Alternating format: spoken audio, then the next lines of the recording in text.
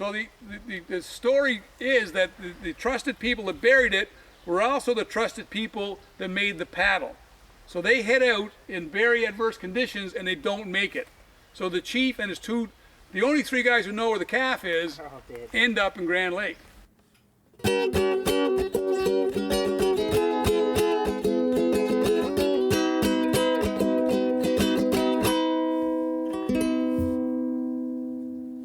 Welcome to the Explore Everywhere podcast, where we explore the world through hiking trails and paddling routes, visit some amazing places, and meet the people who love and protect them. To support the Explore Everywhere podcast, check out our online store at www.exploreeverywheremedia.com. For the map, pictures, and details on the route to Molly's Rock, check out the new Paddling MB website at www.paddlingmb.ca or check out the link in the show notes. Welcome to episode 24 of the Explore Everywhere podcast. This episode is the second part of our trip to Molly's Rock.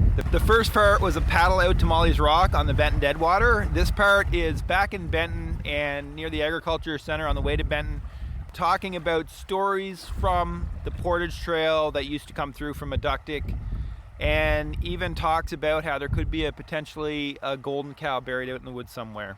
I'd like to thank Dino and all of the other people who attended and told such great stories about their trips and other trips and the history of the area. It was an amazing experience. It's always great to, one, go out in a paddle is always great, but to actually get out and hear the history of the area is a whole other layer of experience, which is always amazing. And Dino did such a great job of it. You can tell from the stories that everyone has a strong passion for this area.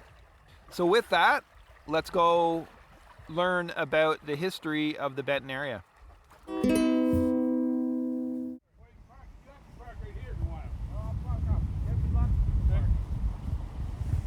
We're going to walk into what was, we believe, the summer village.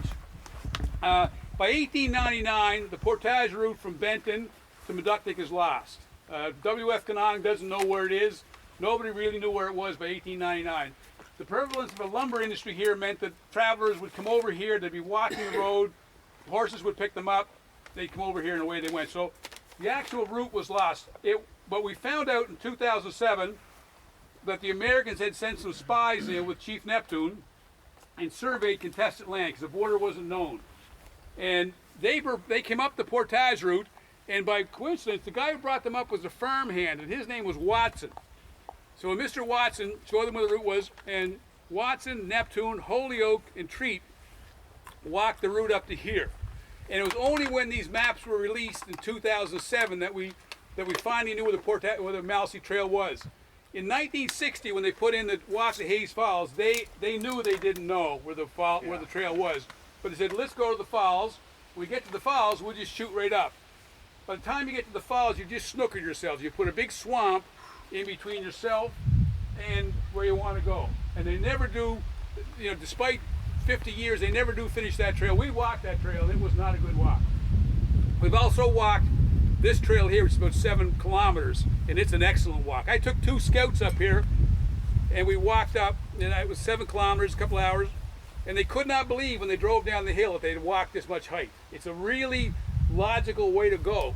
So just to give you an appreciation for what the trail entails, Lane McIntosh is now going to become Henry David Thoreau in 1864. Henry David Thoreau published something called Into the Maine Woods. And through that, his guide on that was a Joe Paul Jr., Joe Polis.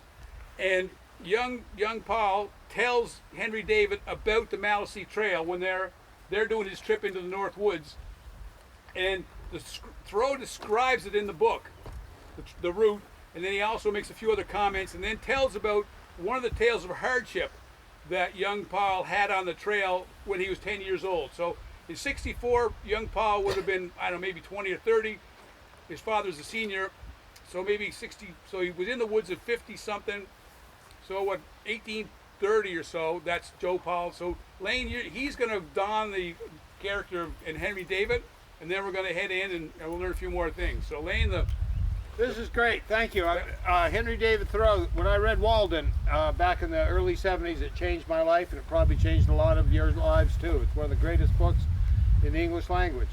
So it's a real honor to be able to read some of Thoreau's work from the Maine woods. When we were on the Concomitant, I can't pronounce that name, Concomitant, he recommended to us a new way home, the very one which we had first thought of, by the St. John. He even said that it was easier and would take but little more time than the other, by the east branch of the Penobscot, though very much further around, and taking the map, he showed where we should be each night.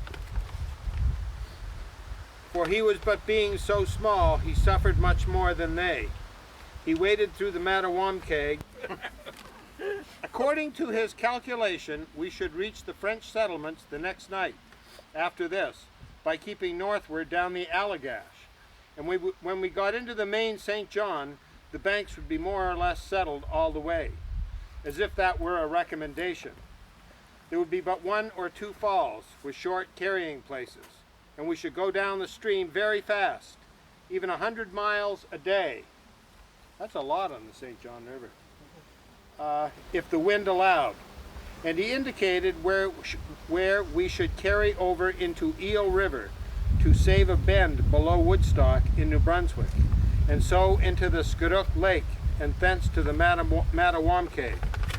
It would be about 360 miles to Bangor this way, though only about 160 by the other. But in the former case, we should explore the St. John from its source through two-thirds of its course, as well as the Scurrock Lake and Mattawamkeag, and we were again tempted to go that way. I feared, however, that the banks of the St. John were too much settled. When I asked him which course would take us through the wildest country, he said the route by the East Branch. Partly from this consideration, as also from its shortness, we resolved to adhere to the latter route, and perhaps ascend Katahdin on the way. We made this island the limit of our excursion in this direction. Yet the Indian from time to time pointed out to us where he had thus crept along day after day when he was a boy of 10 and in a starving condition. He had been hunting far north of this with 2 grown Indians. The winter came on unexpectedly early, and the ice compelled them to leave their canoe at Grand Lake and walk down the bank. They shouldered their furs and started for Old Town. The snow was not deep enough for snowshoes or to cover the inequalities of the ground. Paulus was soon too weak to carry any burden, but he managed to catch 1 otter. This was the most they all had to eat on this journey. And he remembered how good the yellow lily roots were made into a soup with the otter oil. He shared this food equally with the other 2. But being so small, he suffered much more than they. He waded through the Mattawamkeag at its mouth when it was freezing cold, and came up to his chin, and he, being very weak and emaciated, expected to be swept away. The first house which they reached was at Lincoln, and thereabouts they met a white teamster with supplies, who, seeing their condition, gave them as much of his load as they could eat. For 6 months after getting home, he was very low and did not expect to live, and was perhaps always the worse for it. And I believe that's it. Yeah. So the young Paulus, he would have, Grand Lake is the Grand Lake right over here, Yeah. in the American side. So that was his adventure as a young man on what we would call the Maliseet Trail today. And he almost, there's a number of tales of, what people love to record is hard times. Yeah. And that trail got recorded. So what we're going to walk into is what the 1820 map shows as the put-in. And I believe you're saying Tony's grandfather told us that's where it was. My grandfather. Your grandfather. Always maintained that was the spot. Yeah. So a lot of people were saying the put-in was up at the Deadwater, Right. and that's against what was shown in the trip that Neptune took them on and when Watson brought them over. So we're going to walk in here a little bit, and then we're going to talk. Beth's going to tell us about John Gyles' story from 1687, I think. And so it's 200 meters in, and this is where we think the summer village might have been. Wow. And when Beth told you that we left the canoes up here, it was based on the fact that Dr. Paul believed that you would leave your canoe here and you'd come across the portage and your supplies would be here. And we bought that story wholeheartedly, which meant we didn't have to carry 9 days worth of gear up the hill. So we were easy to convince of that. And so we came up with day packs and what we had the night before, and then we had our gear here. Now we started not down here. We didn't know about this place. We started at the Deadwater.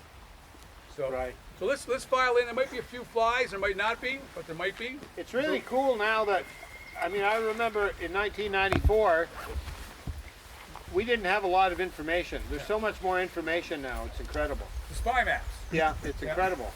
We never had this. We didn't have a clue where we were going. Well, it's kind of funny because everything was kept, and the document says would be kept by the lieutenant governor and council of the Commonwealth of Maine.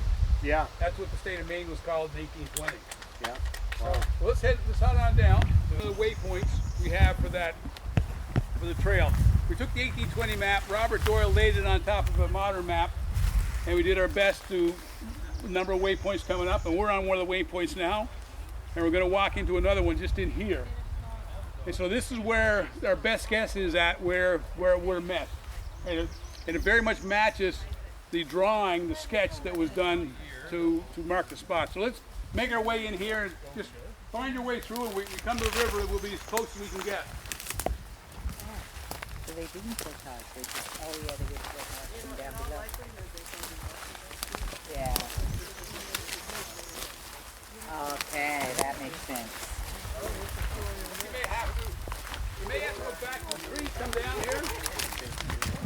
You're not going to get This is about where the last waypoint that we put in from that trip in 1820, and so we believe along here is where the portage route overland to Benton went. Now, going from every point B to every point A has a number of ways to do it. If you were coming up from Meductic, this would be a very logical way to go across land. They say if you wanted to go down this river and you didn't want to go to Meductic, then going down this river, even though there's a very difficult set of falls down here, was an option. It brings you into St. John below the fort village Meductic. When the first French came through, Meductic was a fortified village with agricultural production, the whole schmozzle. So we're fairly, the best information we have tells us that this was the landing place for the portage between here and Benton by overland. Now there was one down here. In 1850, the guy who invented kerosene, he almost dies because he doesn't know about the falls down here. He's been taken down, Abraham Gesner. He literally saved the right whale by inventing kerosene and stopping the slaughter or giving us something else to burn. He's the father of the petroleum industry. They almost go over the Eel River Falls, which are quite significant down here. And this also would be where John Gyles would have come ashore. John Gyles, somewhere along here, he arrives, and he's significant to us because he spent 7 years in captivity, basically. He's brought up in kind of a tit-for-tat type of an affair, and the end of his career, end of his captivity, a Frenchman has him as a prisoner down in Jemseg. He's a young man. And the English are coming up and burning everything along the St. John River, and the Frenchman says, if you will put a sign up that says, I treated you pretty good, I live here, please don't burn this place down, I will let you go. Well, he did let him go, but it took 3 or 4 years, but he got free. So, and then when John Gyles does go back to the States, and it wouldn't have been the States then, it would have been New England, he's one of the few people in European background that can speak the language. So he speaks a number of languages, he's covered a lot of territory, so he becomes kind of a pretty key person. So Beth, you've got some text there on the young John Gyles. Yeah. Would you like to just read that for us? Yeah. Yep. Well, I'm gonna back up a little bit. So John Gyles was down in Pemaquid in Maine, as Dino said, and he went out from their fort to work with his brother and his father in the fields, and then they became victims of these back and forth raids by the New Englanders, and the natives came down the Maliseet Trail, and they would bring captives back. So they hit John Gyles' village, and they took his brother and his dad and John as captives, a few other folks, and they headed back here for Meductic from down in New England. And this was in 1689, and he's 9 years old. And he was here as a captive and living with the Wolastoq, the Maliseet people, and went through many adventures and hard times, as the people did at the time. And but I've always been fascinated by his story, because my father grew up Woodstock way, and when we thought times were tough, he would tell us about John Gyles. And he's like, you know, you don't know hardship. Like, you're tougher than you think. It's kind of an outward bound thing. But so, and myself, after I read Stewart's, took John Gyles' diary and memoirs and put it in a historic context, and I enjoyed it. It's really great reading. And so if I had some kids winter camping and they're complaining about how cold it is or how rough it is, I would talk about John Gyles going up into Madawaska with his families and hunting up there, and he'd have just some old robe on and the worst snowshoes, and there's lots of times they went hungry and they were cold, and there were times after they went down for a raid and come back, if anybody was lost in that raid, John Gyles was the whipping post for all the grief and anger, and they'd beat on him, and so he learned to run in the woods and hide after when the war parties would come back. So he wrote all this in his journals. It's quite interesting, but I'll just tell the kids that you can do this type of thing. And John got through it, and a lot of interesting stories. So the thing was, when he did get free, he wrote these memoirs, and they're incredible. So it's great reading.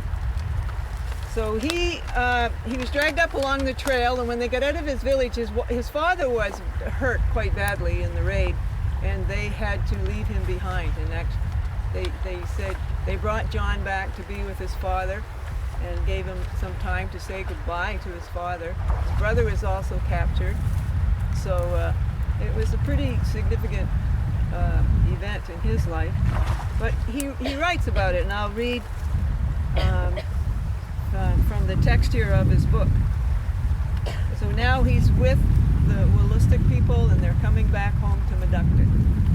The next day we went up the eastern branch of the Penobscot River many leagues, carried over land to a large pond, and from one pond to another, till in a few days we went down a river. It vents itself into St. John's River. But before we came to the mouth of this river, we carried over a long carrying place to Meductic Fork.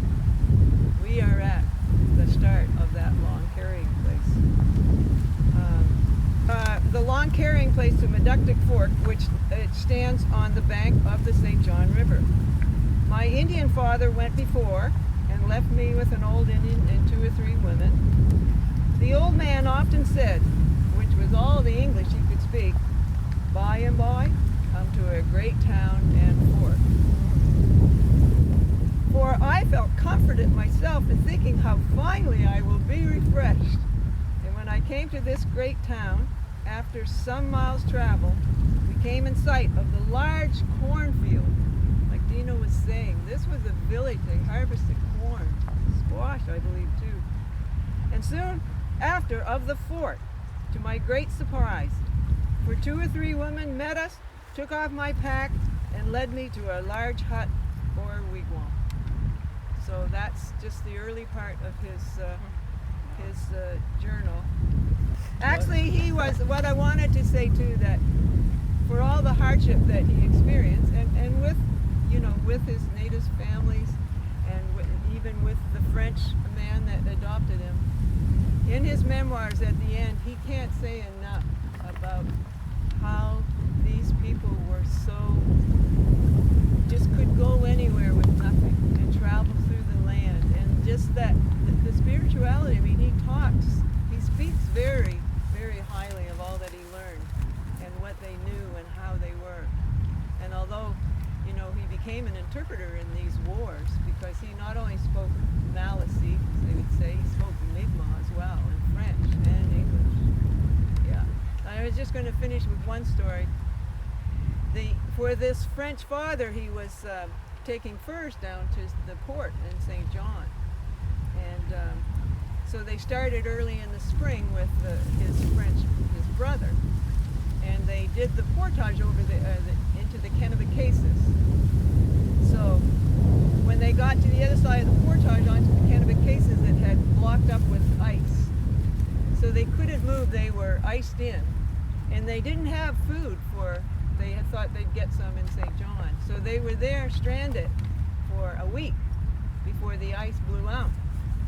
And they went over to the other side, and there was a family living there, and they offered them some food, lots of food, and the young French guy just starts chowing into the stuff, and John's like, no, you can't eat like that after you starve.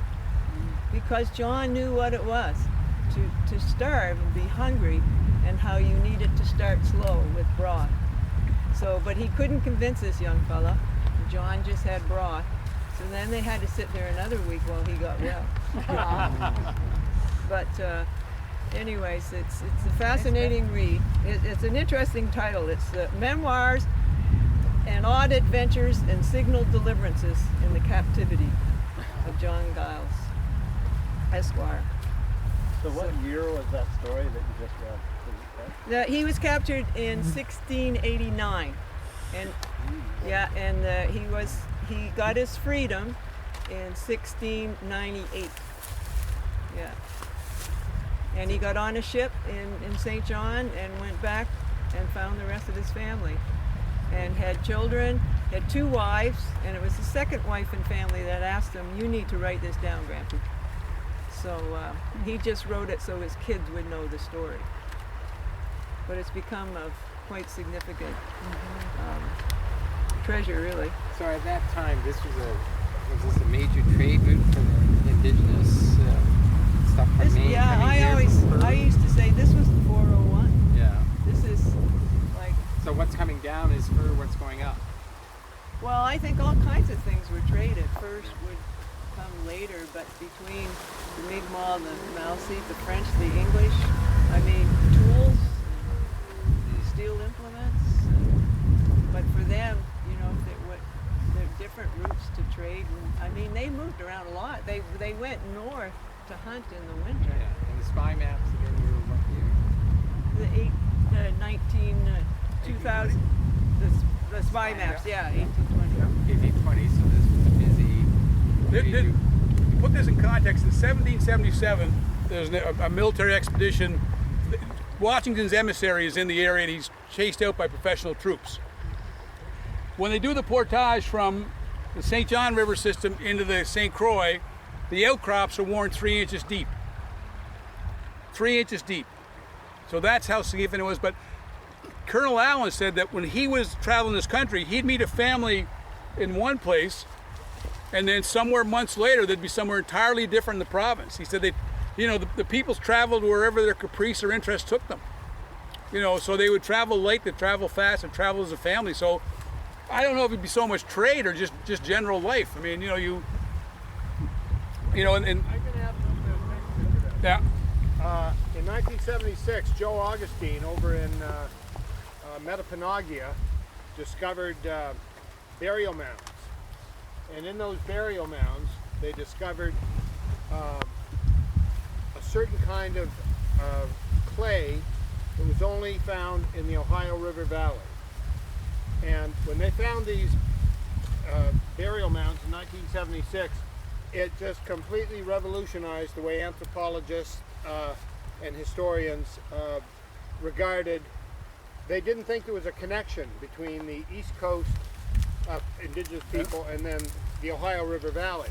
But some of that clay that they made pipes out of came up through this route. This is what David Keenley's side told me, the archaeologist with the Museum of Civilization.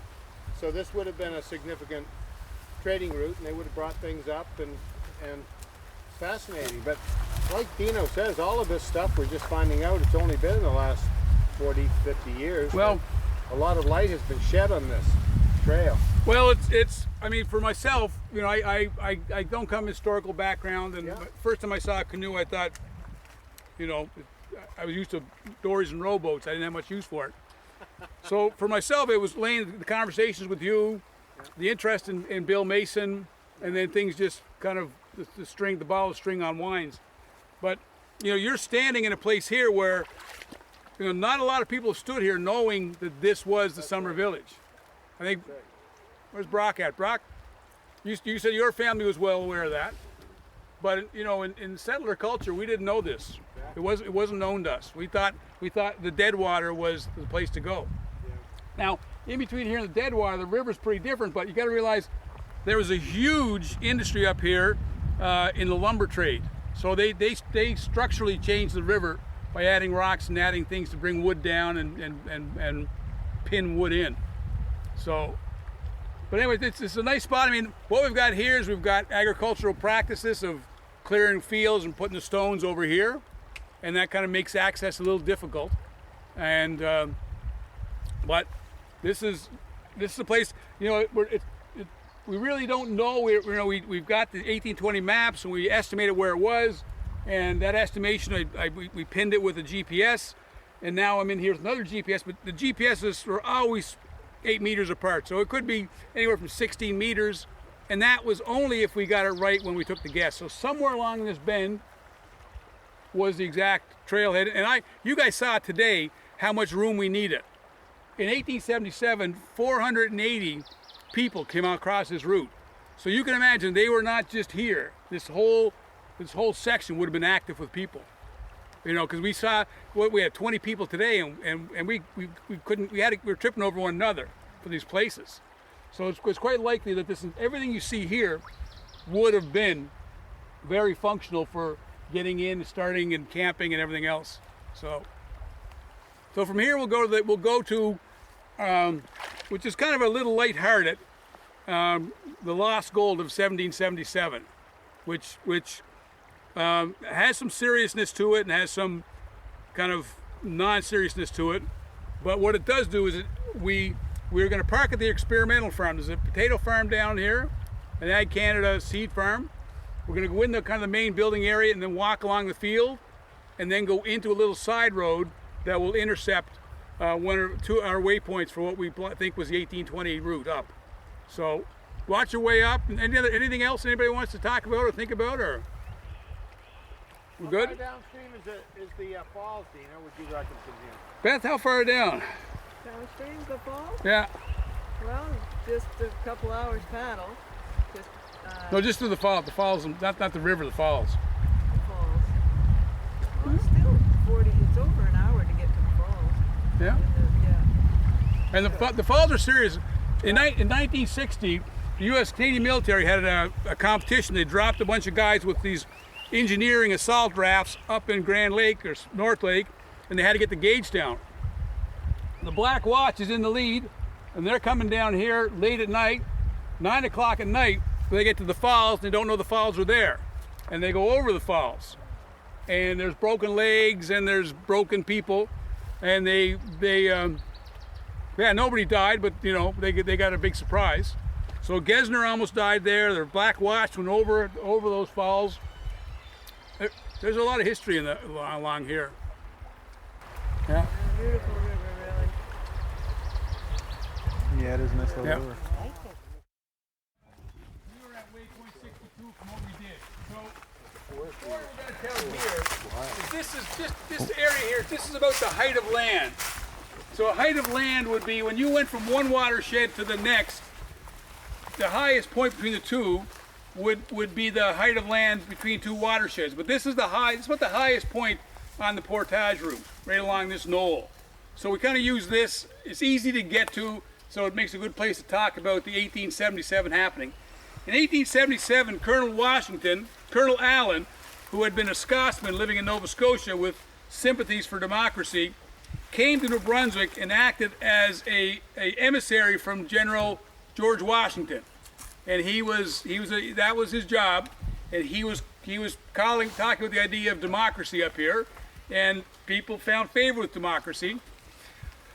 But the British didn't like the fact he was in here, so they sent up, and he had come in by the Maliseet Trail. The Maliseet Trail was the back door for anything in New Brunswick. Like if you didn't want to go through St. John Harbor, you had an issue, they had an issue with you, you come in here. So Colonel Allen came in this way. British professional soldiers arrive in St. John, and they come up the river looking for Allen. They want to get rid of him. They want him. So he and 480 Micmac and Maliseet come over the Maliseet Trail in July. They come up this route, and they have among themselves, they have a golden calf. Now, how they got the golden calf, we don't know, but certainly somebody in the historical context said, the Catholic Church would have been giving the Aboriginal community a lot of gifts. And they would have been giving them gifts of gold, because the French wanted the Aboriginals on their side of every battle. And so the Lamb of God is a very big thing with the Catholic Church. So if they had a golden lamb, that, for me, that makes perfect sense. So they have this large golden object. They're coming up, and they realize they don't want to take it to the U.S. because Colonel Allen's best friend, George Washington, is looking for all the money he can get to fight a war, and I've got a golden calf. Well, maybe I'm not taking it to see this guy. So the story is the chief and two of his most trusted people bury the calf somewhere on the trail, somewhere in that 7 kilometers. So, and Beth, you remember how dangerous the water was. We did some crossings. And they were tricky. What happens if you got a tricky day crossing and it gets pretty windy in there on these, the lake, Grand Lake is very shallow, North Lake is very shallow. But what you do is you take your best paddlers and they go across in the daytime, they get to where you got to go tomorrow, and they light a fire at night. And then at night, the wind comes down, and then the rest of them would cross at night. And where we went ashore in Danforth, there's some place called Shiner's Rock where they would light that fire. So the story is that the trusted people that buried it were also the trusted people that made the paddle. So they head out in very adverse conditions and they don't make it. So the chief and his the only 3 guys who know where the calf is, end up in Grand Lake. Even now there's stories of people getting in trouble in Grand Lake all the time. So somewhere along this route is the golden calf. And the trail, the Maliseet Trail, intersects this route right about here somewhere.